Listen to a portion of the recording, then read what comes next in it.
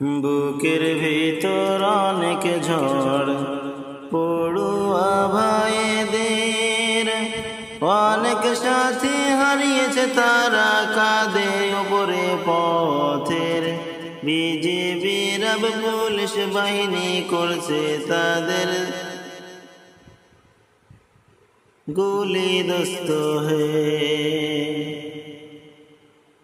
বীর মানুষ যারা কিছুই জানে না, নিরীহ মানুষ যারা কিছুই জানে না, তাদেরকেও ধরে নিয়ে চলে যাচ্ছে থানা।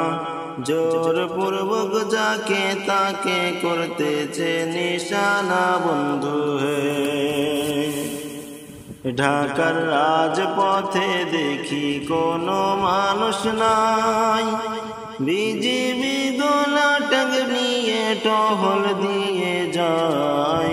রাস্তা দিয়ে গেলে তাকে জেলে যেতে হয় বন্ধু হে। কত মায়ের বুক খালি আন্দোলনের তরে, কত বোন ভাইয়ের শোকে চলতে নাহি পারে। রিক্সাওয়ালার ছেলেটাও পান নিয়ে নিল বন্ধু হে। রিক্সাওয়ালাটার ছেলেটাও প্রাণ দিয়ে দিল দোস্ত হে। কত ভাইকে জোর করে বন্দি করে রাখে, অকথ্য নির্যাতন করে মায়া লাগে দেখে।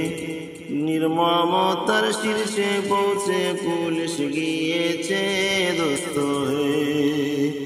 কত কয়েকদিন ধরে রাজপথের উপরে সেনাবাহিনী ট্যাঙ্ক নিয়ে টহলদারি করে। হেলিকপ্টার মাথার ওপর নজরদারি করে বন্ধু হে। গোটা দেশে মানুষ জনের ঘুম উড়ে গেছে, ভয়ে ডরে লুকিয়ে ছুপিয়ে বসবাস করছে। আল্লাহ জানে কবে সেসবে দেশে যা চলছে বন্ধু হে।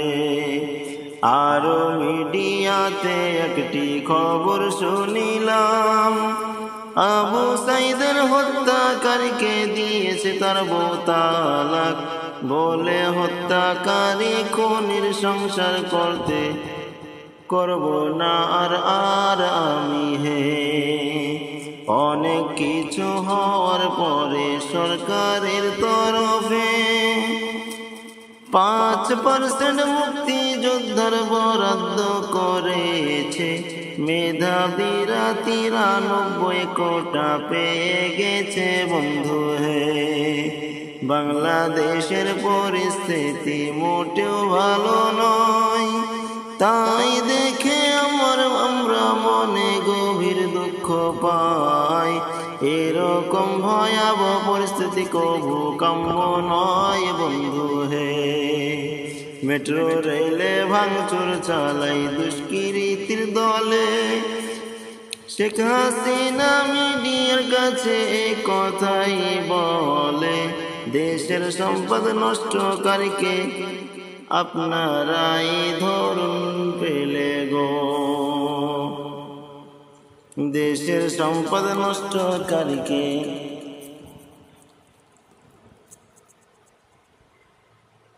আপনারাই ধরুন পেলে দোস্ত হে। অনেক কিছু বলিলাম পরিস্থিতি দেখে, ভুল হলে ভাই ক্ষমা করো মানবতার গুণ রে।